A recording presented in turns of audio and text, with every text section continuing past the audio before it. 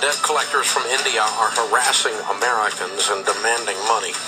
Hundreds of thousands of cash-strapped Americans have been targeted by abusive debt collectors operating out of overseas call centers suspected of links to organized crime in India, law enforcement officials told ABC News. The calls are part of a massive scam, one that appears to be targeting struggling Americans, especially those who have gone online to apply for payday loans. Armed with personal information from those pilfered applications, the threatening callers who claim to be debt collectors poised to initiate legal action have managed to pry loose millions of dollars from their victims, even when the victims never owed money in the first place. This is what we call a phantom debt collection scam, said John Leibowitz, with the chairman of the Federal Trade Commission. It's a very pernicious and an innovative new fraud. Working through call centers in India, the commission estimates that the criminals have dialed at least 2.5 million phone calls, persuading cash-strapped victims to send them more than $5 million.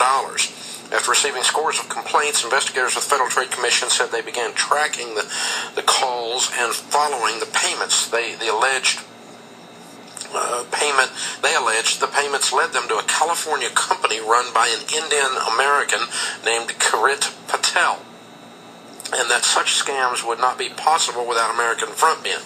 I would say that all roads of this scam, or many of the roads of this scam, lead back to Mr. Patel, said the FTC's Leibowitz. Federal investigators said the phantom debt collection operation that allegedly benefited from Patel's assistance was one of several that all trace back to the same small town in western India called Ahmedabad. I probably pronounced that wrong. Callers use technology to make it appear that the calls originate inside the U.S., and victims provided ABC News with recordings of dozens of the calls, and many of the thickly accented callers appear to be reading off a script. Quote, subpoenas have been readied, and Monday morning you're going to be picked up from your home, one caller says on a victim's voicemail. And you have children. Don't worry about your children. We have a child care department to take care of the children. You will be behind bars for 6 months, said another one. And once you go behind bars, you will lose your job. Once you're behind bars, you won't get a single drop of water. With a thick Indian accent. This is a Saturday Night Live skit. William Pierce Howard, a Tampa attorney who represents victims of harassment from debt collectors, said it takes an especially twisted criminal to use threats and coercion to pry money from someone who's already struggling financially. These guys are the most visible villains in America today. They make a living from scaring people. Mark Marola of Florida said he just panicked when the caller told him he might be arrested at the deli where he works in a Florida retirement community. I was nervous. I didn't want to embarrass myself, my family, and he used his debit card to pay the collector $576. Afterwards, he realized how stupid I was. It happened so fast I got scared. Leibowitz said he hopes with more attention, future potential targets of the scam will recognize red flags before they turn over any money. Marola said he'd like to see anyone involved in the scam prosecuted aggressively. There's no place in society for these people. Okay. Well, let me kind of help you with this a little bit. If you get a call and someone trying to collect money from you and you don't owe money, you're okay. You're okay because you don't owe any money. It's what's known as a scam, at worst, at best a mistake. So I don't owe you any money, and you get to listen to a dial tone. If you get a call from someone with a thick Indian accent telling you you're going to jail and not getting one drop of water,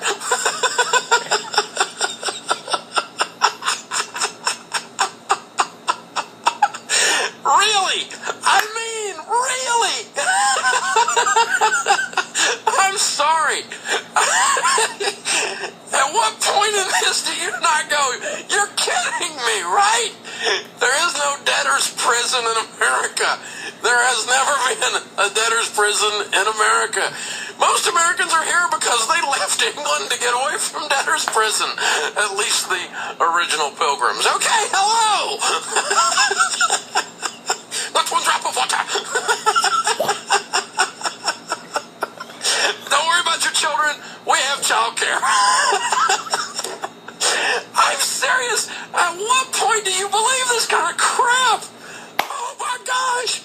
I'm sorry, I don't want anybody to get scammed. I don't want to pick on anybody. But seriously, if you believe stuff like that, then you probably just deserve to be scammed. Not really, but golly. All right, here, let me help you with this. We have a thing called the Federal Fair... I can't even talk. The Federal Fair Debt Collection Practices Act. It's federal law that protects the consumer and determines what the consumer has to put up with from a debt collector. In no case does that apply to people you don't owe money to in India. And so when people say they're going to come and arrest you for having not paid a debt, even if it's a debt that you legitimately owe, you will no longer owe the debt because they've just violated federal law, and you will have the grounds to sue them because they've violated the federal. I mean, they left a voicemail. You have proof. If you did owe the debt, let's say a legitimate bank called, one of their scumball credit card collectors called and said, if you don't pay this bill, we're going to put you in jail. Well, in America, that's the American legal system. That's what's known as extortion.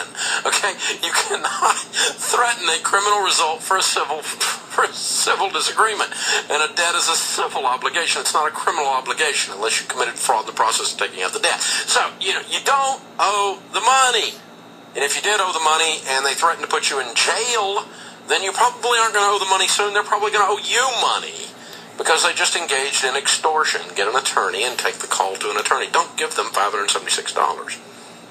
Don't let someone say, we're taking care of your children for you.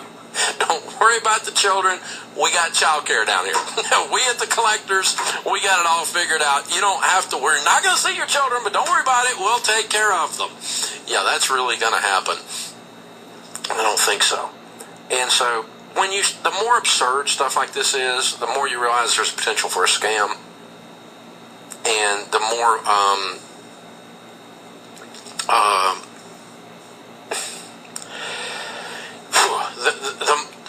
the more egregious it is, the crazier they are, the more desperate they are. And so, let them talk to a dial tone, even if it's legitimate, even if it is a legitimate debt that you owe. You do not have to put up with abuse. And in no case is someone going to come and arrest you at your deli that you work at and embarrass you.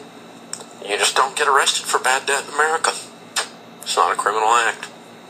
Period. End of story. You're not going to get arrested for bad debt, even if you owe it. You're certainly not going to get arrested for debt that you owe, that you don't owe, by some guy in India. Okay? Not one drop of water. Oh my gosh. Yeah, in jail. So, if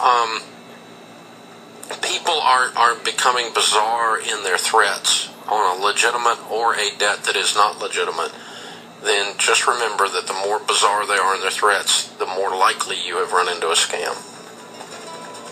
And do not pay debts that you aren't sure that you owe, under any circumstances, for any reason, no matter what the conversation sounds like, ever. And don't let people that you love do this either. Protect your grandmother, because she's who's vulnerable. Your not-so-smart little brother. Because he's who's vulnerable. It's a Saturday Night Live skit. I know it is. You guys listening, you got to write this one up, really. This is the Dave Ramsey Show.